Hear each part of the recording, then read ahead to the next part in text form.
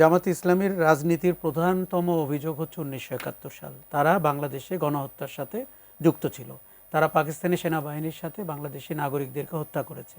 এটি ইতিহাসে প্রমাণিত। এখন জামাতের এই ধৃষ্টতা তাদের নিজেদের বন্ধ করতে হবে। তা না হলে আমি আপনাকে বলে দিচ্ছি, অতীতে তারা যে ভোগান্তির ভেতর দিয়ে গেছেন তার চেয়েও ভয়ঙ্কর পরিস্থিতি তাদের জন্য অপেক্ষা করছে। তার কোনো অপরাধী নেই এবং তাকে হেয় করার জন্য, হেনস্থা করার জন্য মামলা সাজানো হয়েছে। এবং যেই সরকার বা যেই রাষ্ট্র আনিস আলমগীর কিংবা পান্না এরকম ব্যক্তিদেরকে আটক করে এবং ভুয়া মামলা সাজায় এবং শাস্তি দেওয়ার চেষ্টা করে, সেটিকে কত ভঙ্গুর এবং কত দেউলিয়া। আমি আনিস আলমগীরের মুক্তি চাই কোনো প্রশ্ন ছাড়াই, কেননা যে কোনো মানুষের অধিকার রয়েছে প্রচলিত শাসন ক্ষমতাকে প্রশ্ন করার এবং জবাবদিহিতার আওতায় আনার। আপনি যখন এই জায়গায় যান, আপনার দেউলিয়াত্ব প্রকাশ পেয়ে যায়। এবং যেই আইনে মামলা দেওয়া হয়েছে সেই আইনে অতীতে হেনস্থা করা হতো মানুষকে, এবং এবারের মতো আরও খারাপভাবে মানুষকে হেনস্থা করার চেষ্টা করা হচ্ছে, আরও নিরীহ মানুষকে ধরার চেষ্টা করা হচ্ছে। এটি কন্টিনিউ করতে পারে না এবং আমরা জুলাই আগস্টে এই ব্যবস্থার বিলোপ চেয়েছিলাম। এবং আপনি যদি সাধারণ জনগণকে, নিরীহ মানুষকে, সাংবাদিকদেরকে, পেশাদারি মানুষকে এইভাবে হেনস্থা করতে থাকেন, ইয়োর ডেজ আর নাম্বারড। আমার মনে হয়েছে যে এটি নিয়ে তর্ক বিতর্কের কিচ্ছু নাই। এখানে তাকে তার নাগরিক অধিকার হরণ করার ক্ষমতা রাষ্ট্রকে কেউ দেয়নি। এবং পুলিশের কথা ছিল হাদির উপরে আক্রমণকারীদেরকে আটক করার, সেটি তারা করতে পারেননি। তাদের চোখে ধুলা দিয়ে সীমান্ত পার হয়েছে কি হয়নি। পুলিশ তার পেশাদারিত্ব থেকে সরে এসেছে। অতীতে আওয়ামী লীগের নেতাদের কথায় পুলিশ চলতো, এখন কিছু উপদেষ্টা যার তেমন কোনো যোগ্যতা বা দক্ষতা আমরা দেখতে পাচ্ছি না। নিশ্চয়ই সরকারের ভেতরে কলকাঠি নেড়ে কেউ এই ধরনের ব্যক্তিবর্গকে আটক করার কুবুদ্ধি দিয়েছে এবং সন্ত্রাস বিরোধী আইনে মামলাটি রুজু করা হয়েছে। আপনি বলছিলেন যে আসলে আমাদের জুলাইয়ের চেতনাটা তো আসলে এটা ছিল না। জুলাই তো এজন্য ছিল না, জুলাই ছিল যে আমাদের বাক স্বাধীনতার জন্য, জুলাই ছিল আমাদের অধিকার প্রতিষ্ঠার জন্য। তাহলে এমন পরিস্থিতি আসলে তৈরি হলো কেন, যেহেতু কেউই চায়নি? আসলে দেখুন, আমরা একটি নতুন খপ্পরে পড়েছি। সেই খপ্পরটি হচ্ছে, আপনি পরিবর্তন প্রত্যাশী ছিলেন এবং পরিবর্তনের প্রতিবন্ধক ছিল শেখ হাসিনা এবং তার অগণতান্ত্রিক শাসন, স্বৈরাচারী শাসন। সেই সুযোগে, পরিবর্তনের সুযোগে এমন সব শক্তি মাথাচাড়া দিয়ে উঠেছে।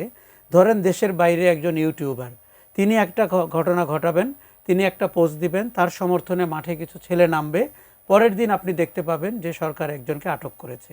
তাহলে কি দেশে সরকার বলে কিছু আছে? কোনো কিছু কি আইনের আওতায় হচ্ছে, নাকি ব্যক্তির আঙ্গুলি হেলনে হচ্ছে? আর এই ধরনের ব্যক্তিরা যদি সরকারের ভেতরে অপারেট করতে পারেন, তারা কি কোনোদিন নির্বাচন চাইবেন? কেননা নির্বাচিত সরকার দায়িত্ব নিলে তো তার কোনো প্রভাব বা ভূমিকা থাকবে না। তারা চাইবেন অস্থিতিশীলতাকে জিয়ে রাখতে। আপনি যদি ওসমান হাদির উপরে যে আক্রমণ হয়েছে এরকম 10টি ঘটনা ঘটাতে পারেন, এই দেশে কি নির্বাচনটি আর হবে?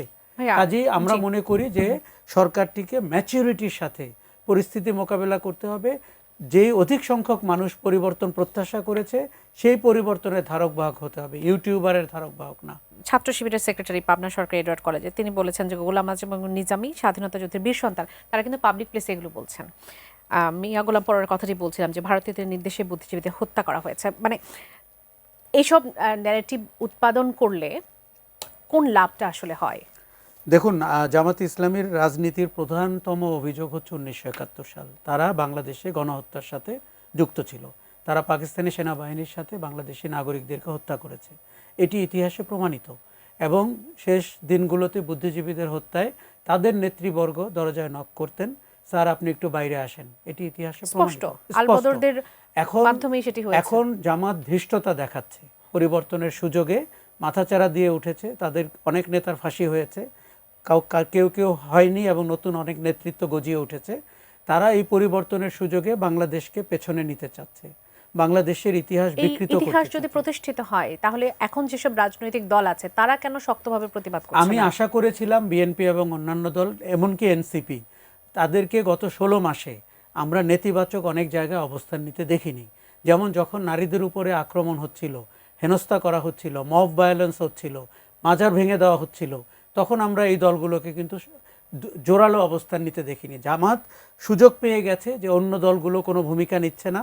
তিনি এক হাতে বেহেশতের টিকিট বিক্রি করছেন, আরেক হাতে হিন্দু প্রার্থীকে ক্যান্ডিডেট করছেন, আরেক হাতে বিএনপি থেকে 5 বার বহিষ্কৃত একজন লোককে দলে নিয়েছেন।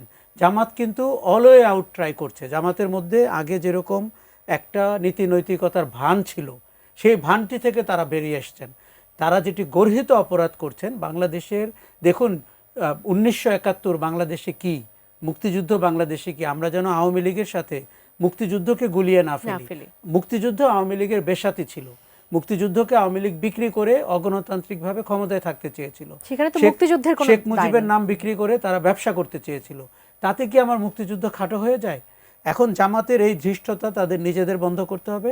তা না হলে আমি আপনাকে বলে দিচ্ছি, অতীতে তারা যে ভোগান্তির ভেতর দিয়ে গেছেন তার চেয়েও ভয়ঙ্কর পরিস্থিতি তাদের জন্য অপেক্ষা করছে।